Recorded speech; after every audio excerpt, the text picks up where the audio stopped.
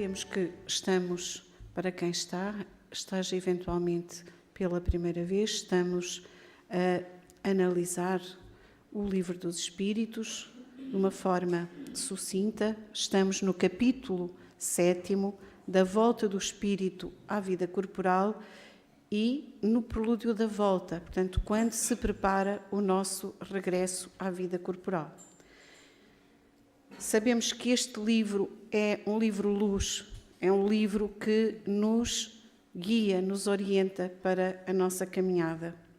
E iremos hoje, porque trazemos para nos ajudar à reflexão o contributo do Espírito Miramês, iremos ver como ele nos fala deste livro tão importante para nós. Então, começando pela questão 334. Há predestinação na união da alma com tal ou tal corpo?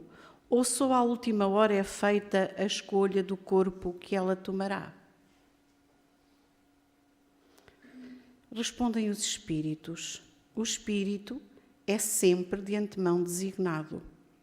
Tendo escolhido a prova a que queira submeter-se, pede para encarnar. Ora Deus, que tudo sabe e vê, já antecipadamente sabia e vira que tal espírito se uniria a tal corpo. Então, nós vemos que não há predestinação. Há uma sábia orientação. Há uma sábia e meticulosa organização para que tal espírito se una a um determinado corpo. Não é à última hora que o Pai e que todos aqueles que com ele trabalham, os engenheiros siderais, programam ato tão importante como a vinda de um espírito à Terra. Então, Miramês ajuda-nos a compreender desta maneira, muito antes da concepção, mesmo muito antes até de o corpo ser formado, o espírito já se encontra preparado para nascer de novo. Para tudo há uma programação espiritual. E isto não é difícil de nós entendermos, até na nossa vida comum.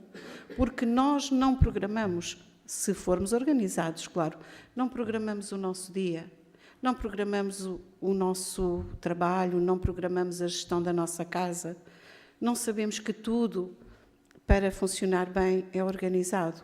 Quanto mais a vinda dos espíritos à Terra. Então, quando a alma pode escolher as suas próprias provações, os benfeitores ajudam em muitas particularidades para que o renascimento seja bem orientado. Apesar da alma já poder escolher, os nossos orientadores, os espíritos que superintendem todo o movimento espiritual, eles orientam-nos para que sejamos bem-sucedidos, porque as reencarnações não são iguais, embora diferem umas das outras, embora as leis que as regem sejam as mesmas, sejam as leis divinas. E como nós sabemos, quem é a fonte da lei, a fonte do amor, a fonte de tudo? É Deus. Então, Ele sabe o que preside àquilo que vai acontecer na vida de cada um, porque Ele é o Criador. Ele é omnisciente, é omnipresente e é imutável. Então, que nós possamos crer, não é? Que se nós, ainda tão pequeninos e imperfeitos, preparamos, pensamos, programamos até às vezes uma viagem de um dia, quanto mais não é preparada uma viagem do espírito à carne. Existem, porém, reencarnações impostas devido à dureza dos corações, e essa imposição é impulsionada pelo amor de Deus aos seus filhos, para que eles despertem os valores que se encontram no sono da indiferença. Às vezes pensamos que determinadas vidas são muito difíceis, são tão complicadas, pois essas, com certeza, foram aquelas que foram ainda com mais minúcia e com mais amor programadas, porque o Pai, quando programa a vinda do Filho, Ele programa sempre com amor. Nós, pelo nosso atraso, pela nossa dificuldade de entendimento, é que ainda não conseguimos compreender que é sempre o amor que preside ao movimento dos espíritos. Então, os que são mediamente evoluídos pedem conselhos. Aqueles que não têm ainda condições para ouvir os conselhos, a sua reencarnação muitas vezes é imposta. E os grandes missionários, esses antecipam e muito a escolha da família e do corpo que desejam para o desempenho das suas tarefas na Terra, pois lhes é facultado esse direito. Então, esses podem já não precisar muito dos conselhos, mas programam com muita antecipação. E nós vemos que se eles vêm em missão, também a sua missão e o seu papel na Terra tem que ser devidamente programado. E eles nunca se sentem afrontados por doenças, tirando delas forças que ajudam nas suas marchas. Porque se nós pensarmos todos aqueles irmãos nossos que vêm em missões à Terra, eles escolhem vidas fáceis? Não. Então, eles sempre escolhem duros caminhos para trilhar, por terem forças para vencer todos os obstáculos e mostrarem aos outros que é possível, desde que queiramos.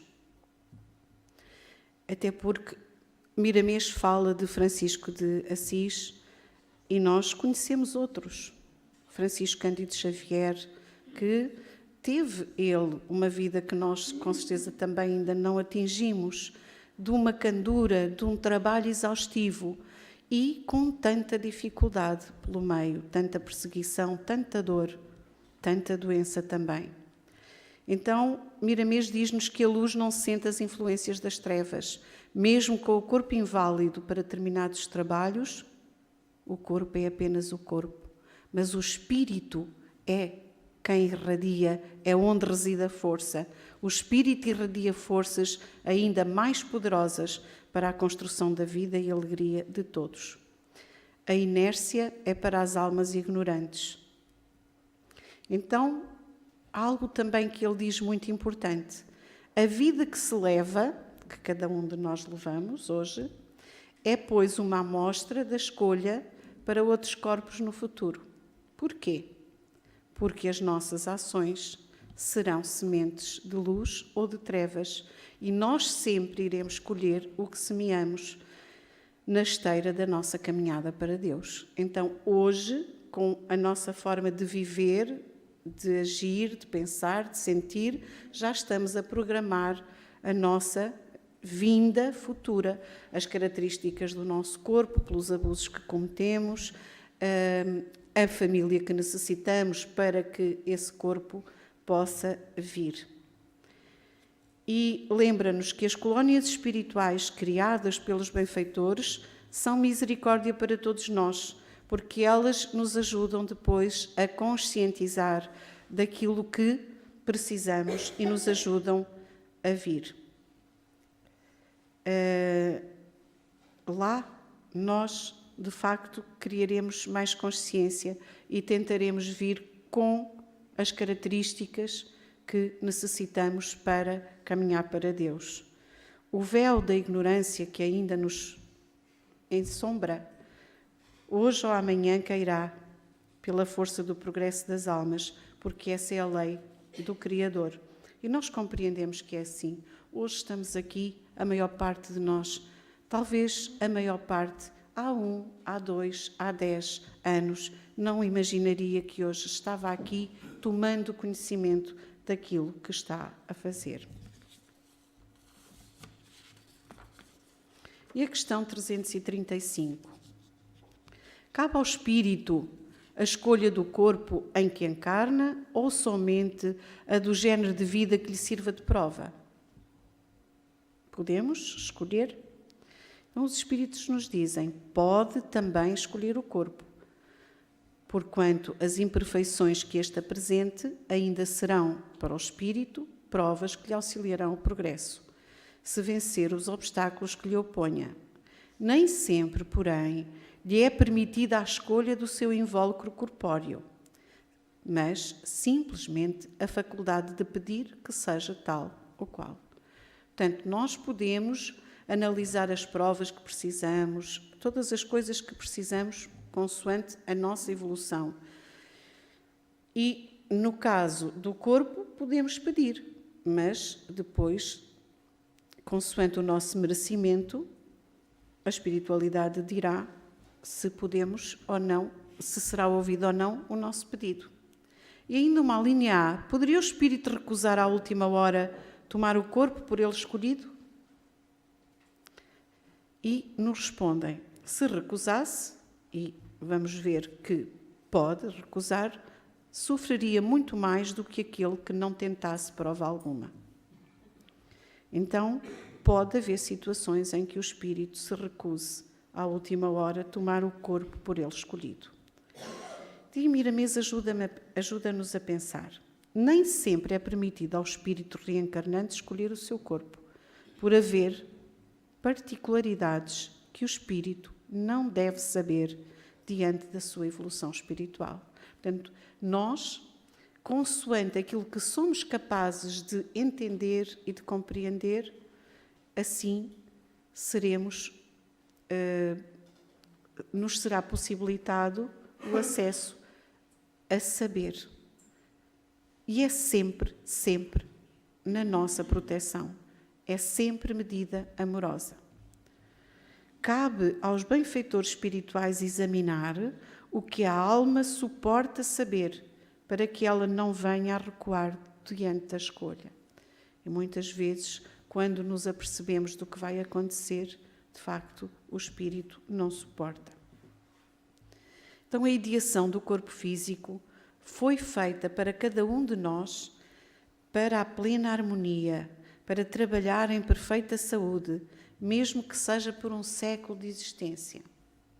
No entanto, como o corpo é um instrumento da alma, em provas, e essa não pode manter a plena harmonia na mente devido à sua inferioridade, reparem, o corpo ele é preparado para ser como nós precisamos, mas como a alma vem preparada para provas, não pode manter, não consegue ainda, pela sua evolução, manter a plena harmonia devido à sua inferioridade, o corpo de carne recebe pelos pensamentos cargas e mais cargas de vibrações pesadas, de um magnetismo inferior, capaz de tornar lerdas as vibrações celulares e fazer as células entrarem em decadência, de modo a facilitar, mesmo com a defesa natural do corpo físico, a ação de agentes que desequilibram a estabilidade de todos os órgãos. Então, nós podemos aqui, ainda que não compreendamos tudo, eventualmente, que tudo em nós é fruto de uma meticulosa preparação. Tudo no nosso corpo físico, sabemos que cuja forma é o perispírito e Miramês já nos fala disso. Então, convém notar que todos os desequilíbrios provêm da mente em estado de baixa vibração. Compete à alma que já se encontra desperta para a luz, alimentar-se no amor e passar a amar a todos e tudo, no sentido de prover a sustentação da sua paz. Nós temos isso, essa capacidade em nós. Passar a compreender que aquilo que nos convém é o amor e é amar. E inverter o nosso proceder, o nosso pensar e o nosso agir. Então, todos os espíritos desejam corpos sãos para um bom desempenho das suas atividades materiais e espirituais. Porém, nem sempre pode ser assim, devido às provas pelas quais deverão passar, provando assim o que aprendeu no mundo da teoria. No fundo, a mente acaba por ir influenciar o perispírito, e o perispírito nós sabemos que é a matriz do nosso corpo. Então, todos os grandes emissários, principalmente no mundo religioso, pedem, por sua livre e espontânea vontade, corpos mutilados ou enfermos, para praticarem o que aprenderam, dando exemplos para os seus seguidores de firmeza na fé, de amor e de certeza na vida futura, porque tudo passa, e aquilo por que passamos hoje passa também. Muitas almas, no momento de reencarnar, podem resolver e, usando a sua vontade, desligarem os laços já consumados nas primeiras formações do corpo em crescimento. Portanto, alguns no ato e algumas já na situação já ligadas, elas podem desligar os laços já consumados, deixando a nova reencarnação para depois, sem raciocinar, que o depois virá com maiores dificuldades. Nós sabemos, não é? Se protelamos, e todos nós sabemos isto. Eu digo por mim e penso que não serei diferente. Quando deixamos algo para resolver depois, custará sempre mais. Então, nas colónias espirituais, as provas que têm que enfrentar os reencarnantes são estudadas, de acordo com o espírito que vai vestir-se da carne. Às vezes são sugeridas ao espírito vários modelos, cujas deficiências, ainda que diferentes, têm o mesmo peso no campo das provações, mas o espírito sente alegria em escolher dentre muitas apresentadas aquelas que ele pensa poder suportar nos caminhos da Terra. Então,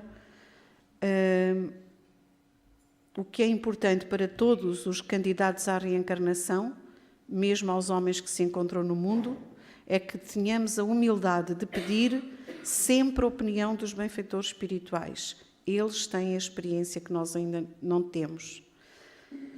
Eles sabem o que fazer a nosso favor, a favor dos que sofrem. Então, podemos nós, desde já, escolher os futuros corpos pelo que fazemos. Não esqueçamos, aquilo que estamos a fazer hoje na nossa vida prepara os nossos corpos de amanhã. Estudemos, exercitemos a caridade em seus vários aspectos. Quanto ao corpo, se não for permitido escolher a sua forma e a harmonia que nele desejamos, agradeçamos a Deus pelo que nos for entregue, que Deus sabe mais que nós o que precisamos com mais urgência. Nós às vezes ainda duvidamos do amor e da sapiência de Deus, não é? Achamos que sabemos mais. E, terminando, a questão 336. Poderia dar-se não haver espírito que aceitasse encarnar numa criança que houvesse de nascer? Preparado um corpo? Respondem os irmãos espirituais. Deus a isso proveria. Quando uma criança tem que nascer vital, está predestinada sempre a ter uma alma. Nada se cria sem que a criação presida um desígnio. Deus, tudo o que cria, tem um desígnio, um fim, e é sempre um fim útil. E não resisto a ler-vos tudo o que diz Miramês. A formação de uma criança no campo uterino é um milagre da natureza. É prova da existência de Deus e da sua corte angelical nos imensuráveis mundos que povoam a criação. Um corpo no seio da mãe não pode se formar por ele mesmo, sem antes existir uma causa, que é a escolha do Espírito ou dos benfeitores da eternidade. Tudo é o Espírito que comanda, sob a direção de Deus e dos seus agentes de luz mais ligados a ele. O corpo em formação obedece à forma perespiritual por ser uma força poderosa movida por uma inteligência que é a alma. Nada acontece por acaso, e quando ocorre o aborto espontâneo, e mesmo provocado, é o espírito passando por provas ou resgatando dívidas do passado. Tudo o que passamos constitui sempre processo de despertar espiritual, até chegarmos ao estado que todos almejamos, a tranquilidade imperturbável da nossa consciência. Então, se Deus é Pai, Ele presida todos os acontecimentos da criação, desde o nascimento daquela primeira célula da mônada até à corte dos anjos, desde o vírus aos grandes animais, desde os átomos aos mundos que circulam no universo. Por que é que Deus, o Todo-Poderoso iria abandonar um ato sublime, como é o da reencarnação de um espírito, a formação de um corpo, para servir de instrumento ao espírito reencarnante. Deus nunca nos abandona. Nada se faz sem que Deus queira, sem que o cumprimento da lei divina aconteça. Um corpo não se forma por acaso. Quando se dá esse facto extraordinário, já se encontra escolhida a alma que nele se possa mover. É na hora da conceição que se ligam os primeiros laços vitais no corpo destinado a nascer. Geralmente, antes da conceição, o espírito fica acompanhando os seus futuros pais desde algum tempo para se ir adaptando fluidicamente, no sentido do nascimento não ter problemas. A vida é toda assistida pelo Criador, sem erros. Em certos casos, diz a medicina oficial do mundo que a natureza se esquece de fazer isto ou aquilo.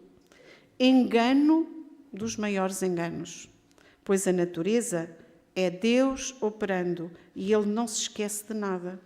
O que ocorre são provas que o espírito tem de passar dentro das formas escolhidas. O esquecimento, se houver, foi e é proposital, para que se cumpra a justiça no clima do amor. Portanto, a justiça, a lei de justiça de Deus é a lei de justiça, amor e caridade. Então, quando a ciência da Terra se interessar pela ciência do céu, nós vamos compreender tudo isto de outra forma. Todos os acontecimentos nos mostram a mão de Deus a agir e os seus desígnios.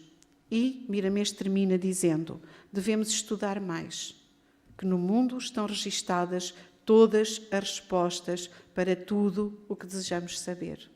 E, com certeza, à medida que vamos iluminando o nosso espírito, nós vamos descortinando a verdade. Não nos cansamos de mencionar o Livro dos Espíritos, cujas respostas se alinham com todas as leis universais para quem tem olhos de ver. A sublimidade da doutrina dos Espíritos é reviver o Cristo na sua plenitude. Entretanto, a doutrina é progressiva, porque ela avança de acordo com a evolução das criaturas. Primeiro lembramos Moisés, depois veio Jesus, agora vieram os Espíritos, lá à frente quem virá iluminar-nos o caminho. Deus não é Deus de limitação, Deus não é limitado. Ele tudo vê e assiste, ampara e ama a todos do seu rebanho. E Jesus, em se tratando de terra, é o nosso sol, é o sol que nos dá a vida. Lembremos as palavras de Jesus, quando diz: as minhas palavras são palavras de vida eterna. Tudo passará, mas as minhas palavras não passarão. Tudo o que vos ensino, aprendi de meu Pai, que está nos céus. Eu, disse Jesus, sou o caminho, a verdade e a vida. Ninguém vem ao Pai, senão por mim. Então que nós pensemos que gradualmente os ensinamentos são colocados ao nosso alcance, mas sempre os ensinamentos são que vêm de Deus. Eles são de vida eterna. Sempre que nos apossamos deles e compreendemos a sua bondade, o seu amor, eles nos ajudarão, por certo, a estar mais perto do Pai. Tudo o que vemos, ouvimos, sentimos, tem um sentido. E quando se trata das leis divinas, está tudo certo. Que nós possamos criar essa confiança em nós. Que nós possamos trazer para nós essa fé, essa confiança raciocinada, assente na nossa razão. Porque também Jesus nos disse, lá atrás, recordando no Evangelho segundo o Espiritismo, espíritas, amai-vos. Primeiro mandamento, instruí-vos, segundo mandamento. E nós precisamos de nos instruir, porque isso faz parte deste tempo. Trazermos a nossa razão para a nossa vida para que ela também nos ajude a abrir o nosso coração à luz maior, à luz do amor que todos nós ambicionamos sentir. Que possamos agora receber desse amor que Jesus canaliza para nós e os nossos irmãos espirituais trazem até nós.